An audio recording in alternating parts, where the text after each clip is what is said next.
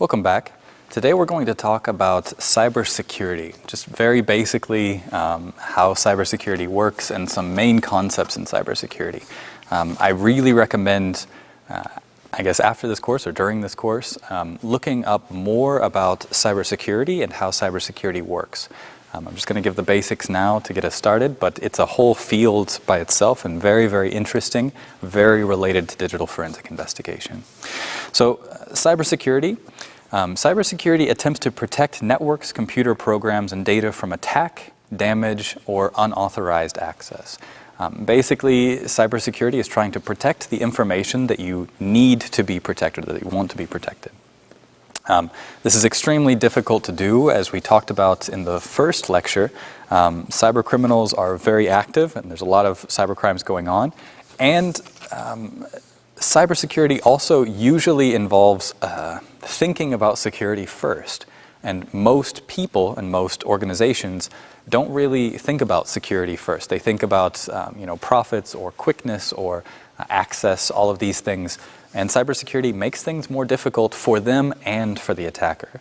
So cybersecurity is normally kind of an afterthought, which is why we have so many cybersecurity issues or cyber crimes happening now. So cybersecurity is very difficult to do. We want full, easy access on demand. So think about if you come home and you get on your computer, you don't really want to type in a password. You don't really want to take time to load up a website. You just want everything now. So whatever you want it immediately. The problem is if you can access it immediately, criminals can probably also access it immediately. So if you don't have proper security in place or any type of restrictions, then criminals or whoever is trying to use your data will also not be restricted, probably not be restricted. We don't want others to have full, easy access on demand. So we want easy. We want other people to not have it easy, but trying to do both of those things is very difficult. A balance must be found between openness and the level of risk that we're willing to take. So on your home computer, you might have pictures of your family, you might have some kind of semi-sensitive documents like a picture of your bank account or something like that. But the information to you maybe is not so valuable, and to a criminal is also not very valuable. So the risk to you is relatively low.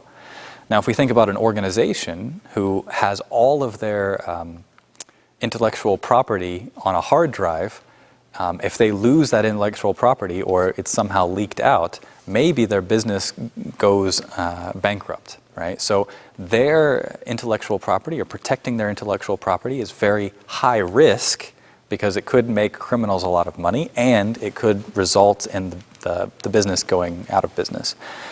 So we need to think about security in a little bit different ways in both of them, but we need to think about security in both of them at least a little bit. And right now, most people aren't thinking about security. So think about your phones, for example. How many people have actually put any type of security programs on your phones or even passwords on your phones more than just a quick kind of scrolling lock or something like that? How much do you think about updating your phone software, updating the apps on your phone, keeping them up to date, not installing random applications that you don't know where they came from?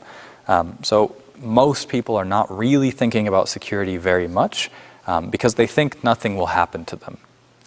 But we know that cybercrime happens all the time to a lot of people in a lot of different ways. So cybercrime is actually pretty likely.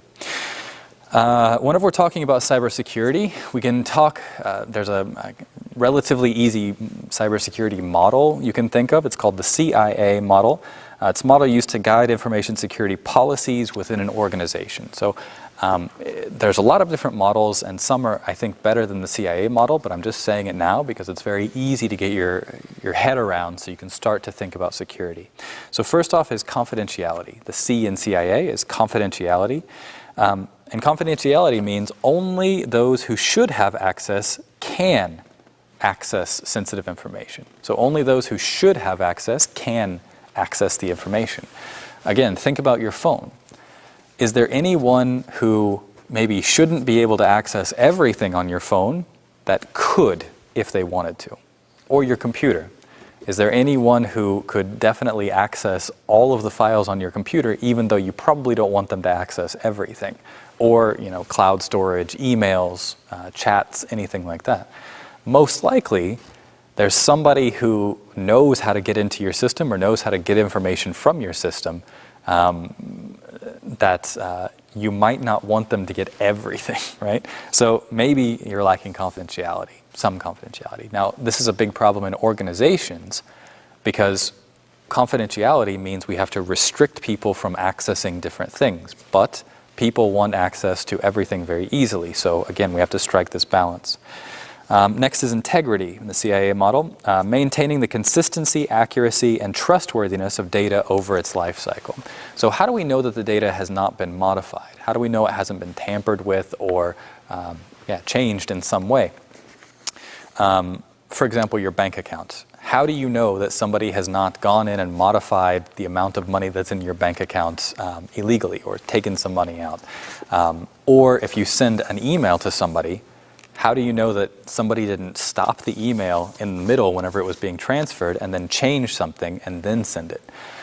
All of these things are possible, but we have more or less some ways to check the integrity of the data that we're sending to make sure that data is not modified whenever it's not modified whenever it shouldn't be modified. And availability. Those who should have access can access data whenever they want.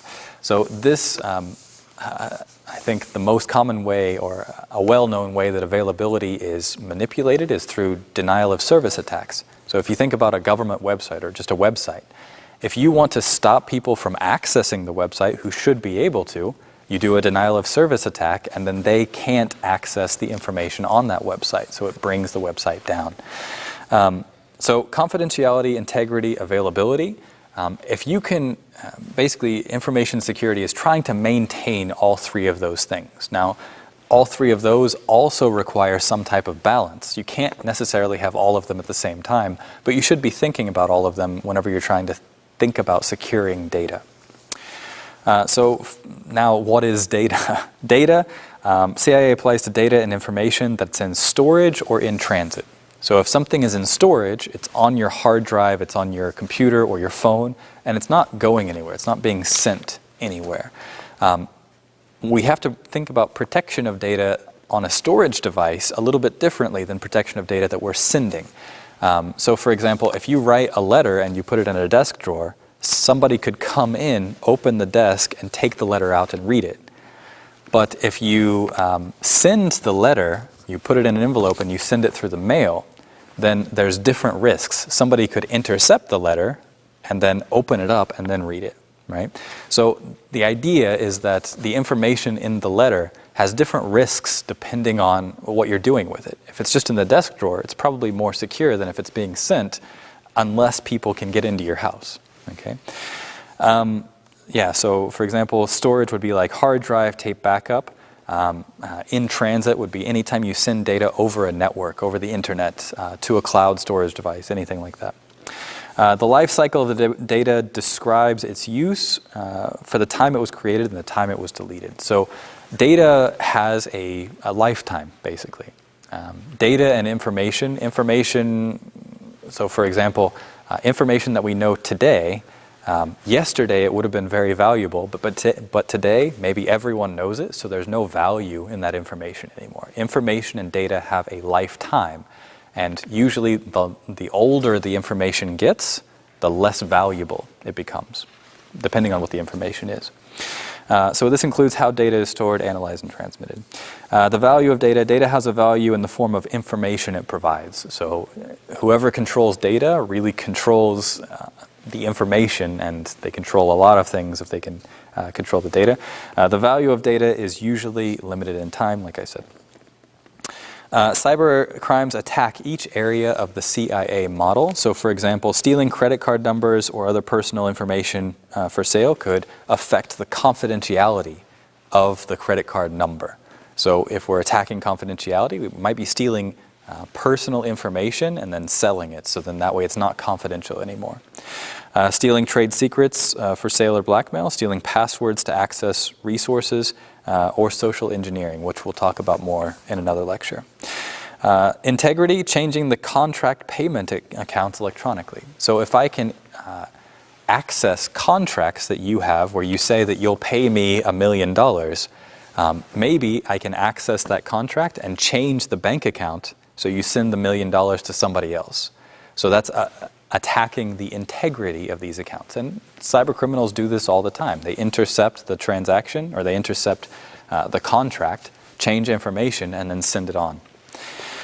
Using a virus to modify data of a competitor, or just trying to manipulate the competitor's data in some way. Availability, like I said, DDoS attacks make the competitor lose money or reputation, face, things like that.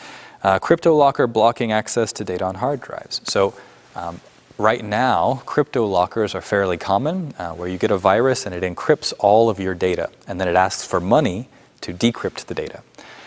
We'll talk a little bit more about them, but basically don't pay those.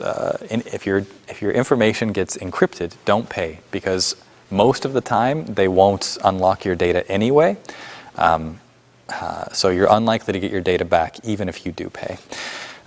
Crypto locker blocking access is an attack on availability. So you want to access your files, but you can't. Okay.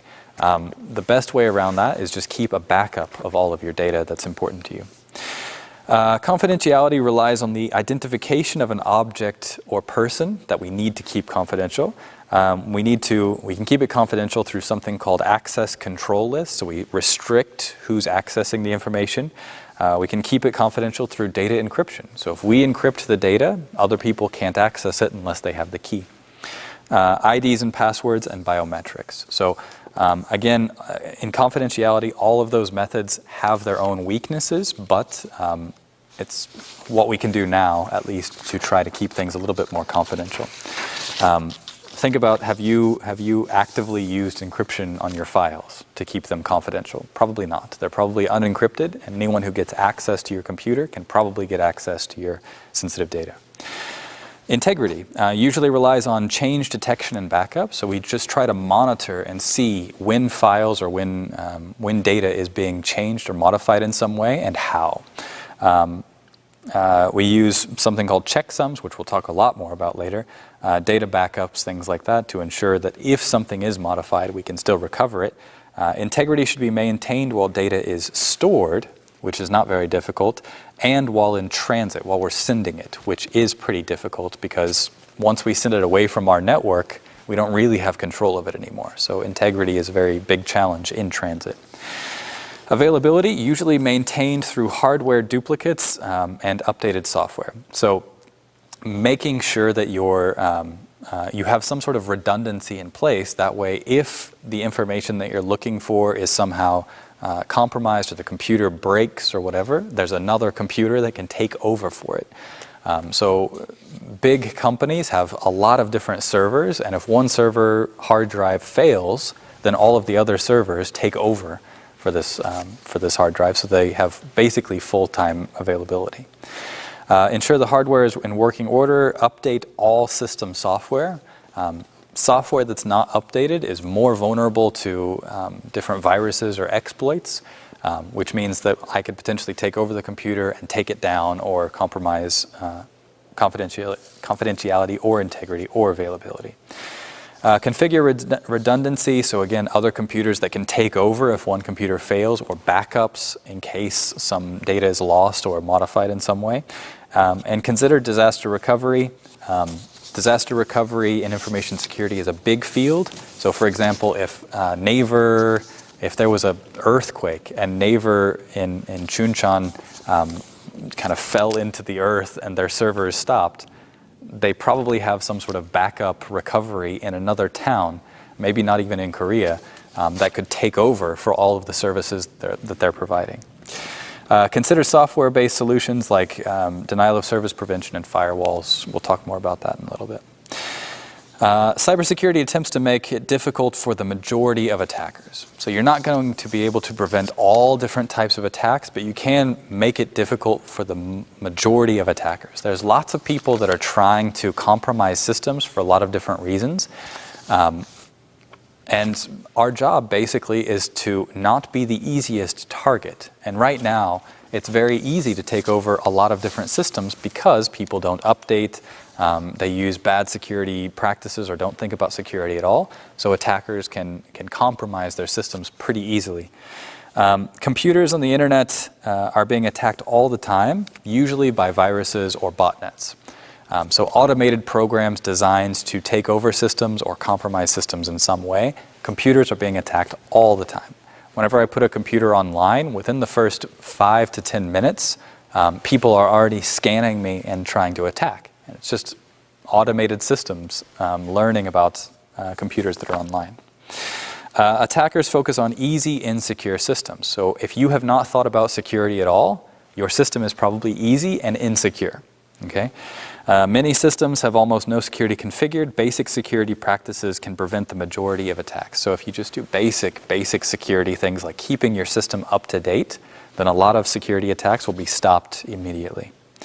Attackers also focus on high-profile systems where they can potentially gain a lot of money and potentially a lot of fame. So if somebody can gain money or fame, they're more likely to do those types of attacks than just taking over some random person that's generating no value for them. Basic level cybersecurity, again, the biggest thing is update all of your software. Keep everything up to date. Windows 7, for example, is now out of service. So Microsoft no longer supports Windows 7. So I've seen people who are still running Windows XP, which hasn't had any security updates for, I think, a couple of years now. So if you're running Windows XP, you are completely vulnerable and your system's probably already taken over. If you're running Windows 7, now it receives no security updates, so you should be updating basically to Windows 10. You need to be at Windows 10 right now and keep Windows 10 up to date if you're using Windows. But that's the same for OS X, Mac or Linux. Any system that you have, keep it up to date. Otherwise, you're more likely to be compromised in some way, especially if you're using it to browse the internet and things like that. All software on the computer can become a vulnerability if it's not updated regularly. So keep software up to date. Not just the operating system, even programs, Microsoft Office, Hangul word processor, whatever you're using, update it. Access controls, restricted accounts. So another big problem is that computers let users do basically anything they want on the system. So restrict the accounts so you can't do everything, right? That means that if somebody tries to take over your system, they can't do everything either, like install more viruses or whatever they want to do. Reduce access rights for your accounts and require passwords for the administrator account. To get privileges to be able to install software, that should be restricted. Does the device need direct access to the internet? Most likely no. Very few, I think in only very special cases do you need to be directly connected to the internet.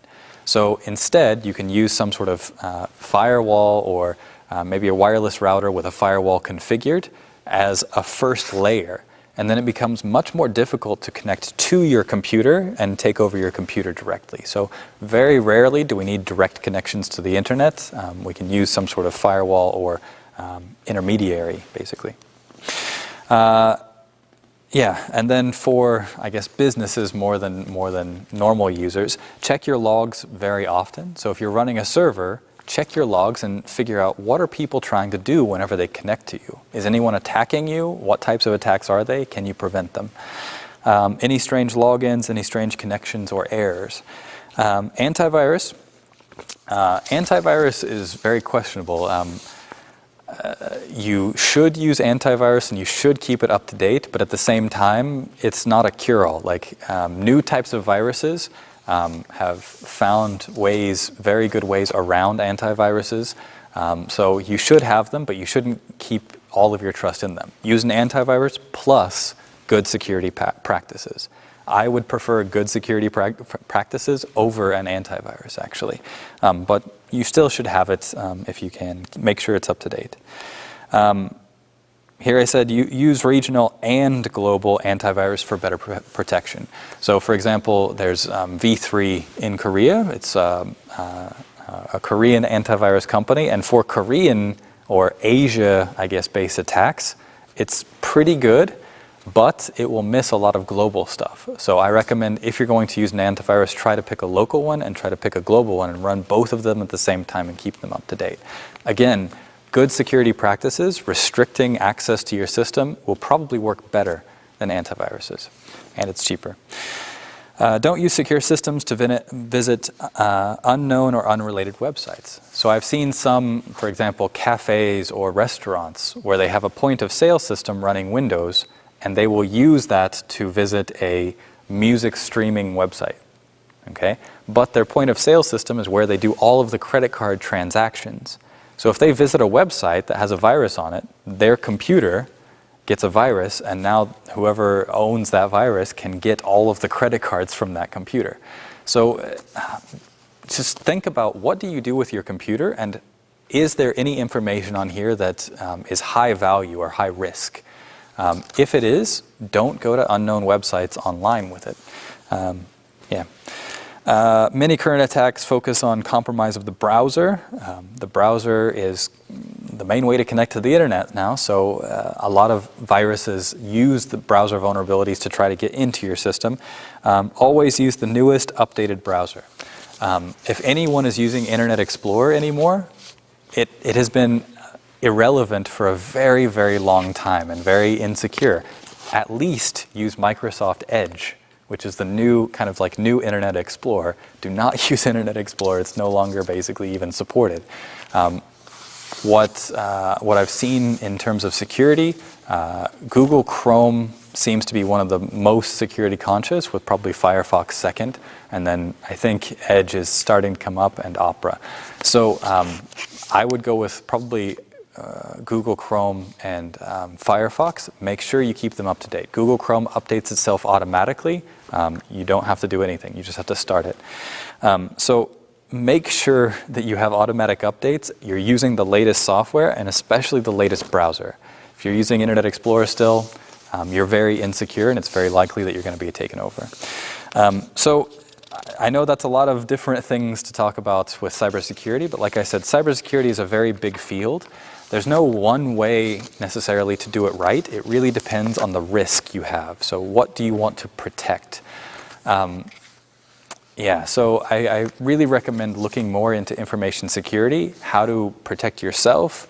That will help you whenever you're doing an investigation to figure out, why was this victim compromised? How were they compromised? Things like that. So information security, very big, very interesting area. We just kind of scratched the surface, so please look up some more about it. Thank you very much.